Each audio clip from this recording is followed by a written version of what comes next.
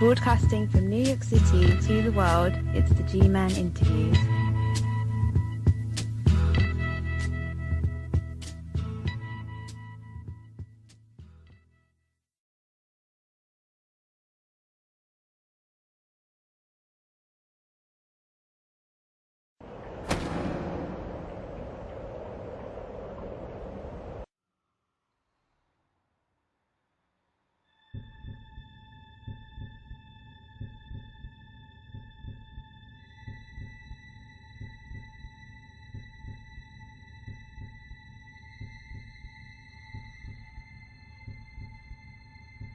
You happy with what you did to my sister?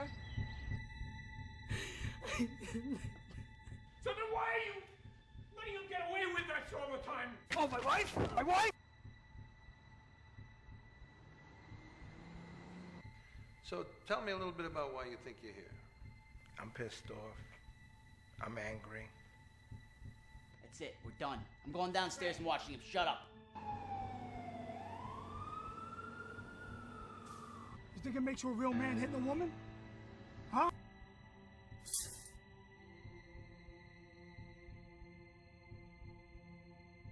Let's go home, Tamara.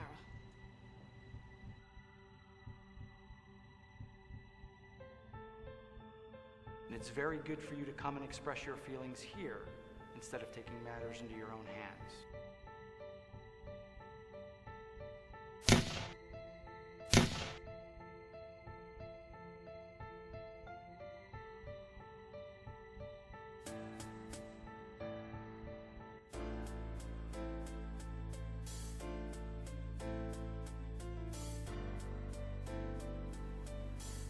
I grew up in a domestic violence household.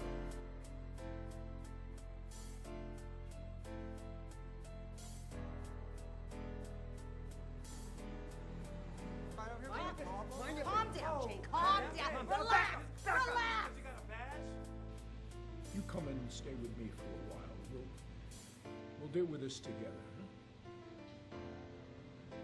Huh? I promise you.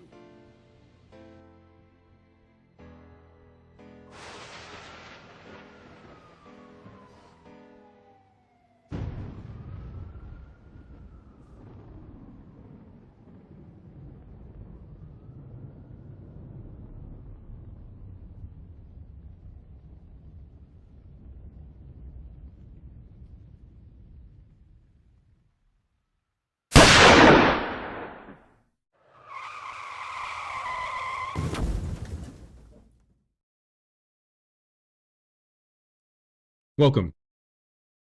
Michele Frantzeskos and her business partner Nancy Vazquez are the founders of Raystar Film and Production, Inc. While they describe themselves as two women directors who come from very different backgrounds, they candidly admit that they share a vision: to make a difference through film, music, and television. They served as the principal writers, directors, editors, producers, and songwriters for the film The Right to Live. The film presents an honest and raw look at the dangers of various types of abuse and the consequences faced by those who not only engage in abusive behavior, but those who allow themselves to be abused on a continuous basis. The film also shows how prolonged drug and alcohol use, postpartum depression, and bullying play significant roles in many abuse cases. Ms. Frantzeskos' husband, Nick Frantzeskos, served as executive producer for the film. The Right to Live has a cast of over 120 actors with speaking roles, and more than 40 locations were used during filming. Michele Frantzeskos joins me to provide more information on the film, the award it received, the upcoming film festival in which it will premiere, and how Bellevue Hospital will play a major role in the film's promotion and screening going forward. Thank you very much for joining me, Ms. Frantzeskos. Thank you so much for having me. The Right to Live. What were the circumstances that led to the creation of the film? Nancy Vazquez and we worked on a set together. We became friends from the very beginning, and we wanted to make a difference in this world. So we started speaking about what our life experiences were. And she comes from a home that's from domestic violence, and I've been through various abuses, and we wanted to get out there and make a difference by making a film showcasing what abuse is and showcasing that you could give solutions on how to lead a productive life without it. Now, you relied on your personal experiences and the experiences of family members and friends to write the script. Did you also conduct research to gain a greater insight into the problem? Yes, Nancy and I definitely did an extensive research into finding out what abuse is. We both were, like I said, been abused before, but we didn't rely solely on people's experiences. So we did a documentary style film, but made it into a full feature film. We spoke with many a therapist, went to many a group counseling sessions, did a lot of research, spoke with doctors, and that's where we came up with our concept of writing a film about abuse and what were the steps to lead to the road to recovery. You and your husband invested a substantial amount of your own money to make the film. Was that something you intended from the very beginning in order to maintain creative control of the project, or was it simply the result of not being able to obtain funding? No, it wasn't neither one of those. We created the Right to Live, me and my husband, because we believed in spreading awareness about abuse. And we solely didn't want to lead to outside source because it was us, it was me, Nick, and Nancy who believed in the project. And we wanted the world to know what it was to live a life with this.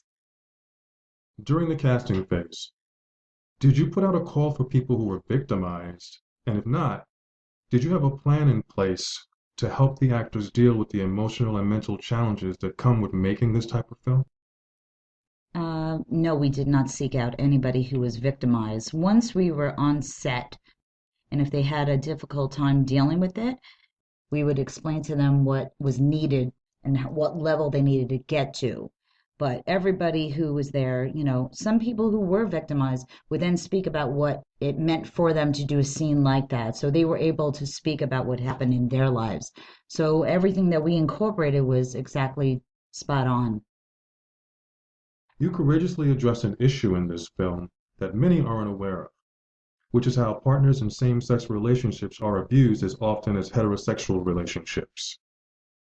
Now, you could have opted to tell the entire story in the traditional Hollywood format by focusing on male-female abuse, but you didn't.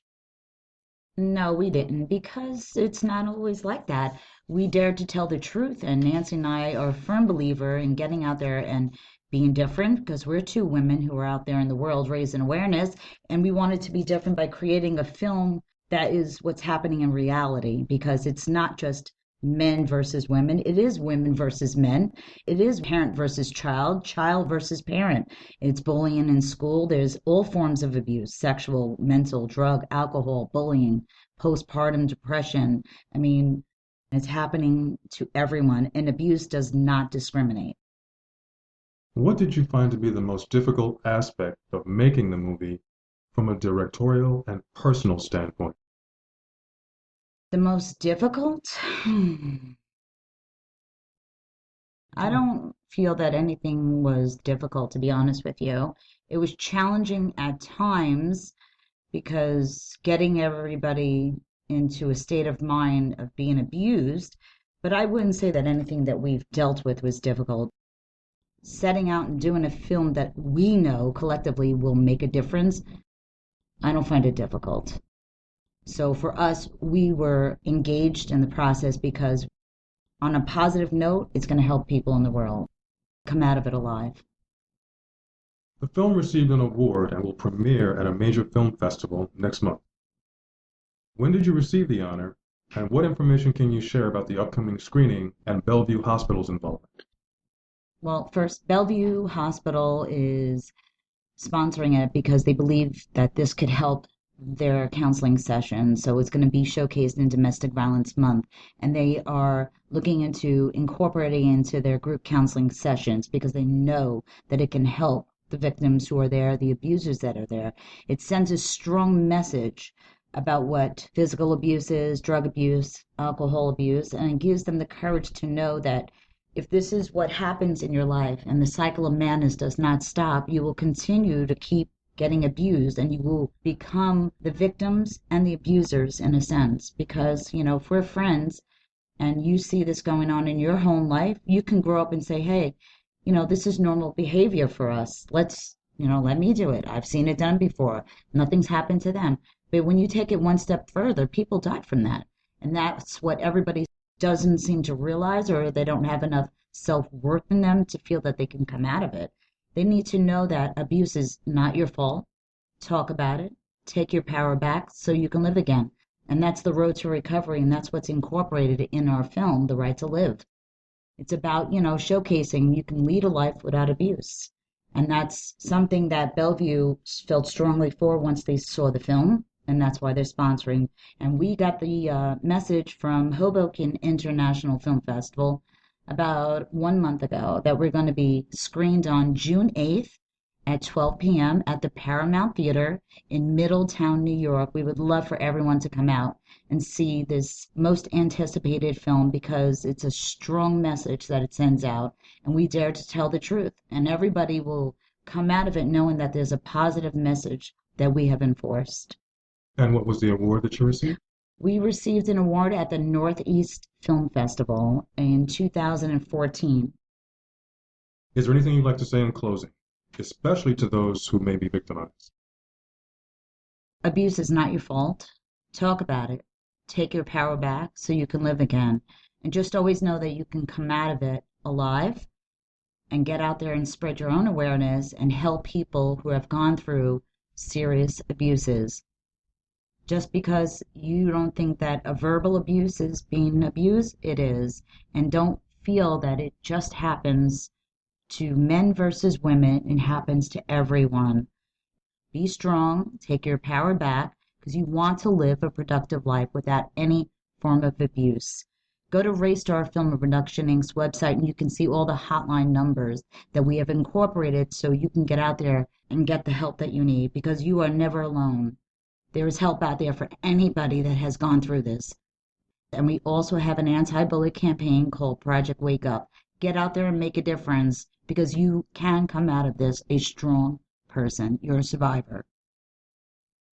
I congratulate you, your husband, and Nancy for the praise and success of the film, and I thank you for joining me to discuss this crucially important issue.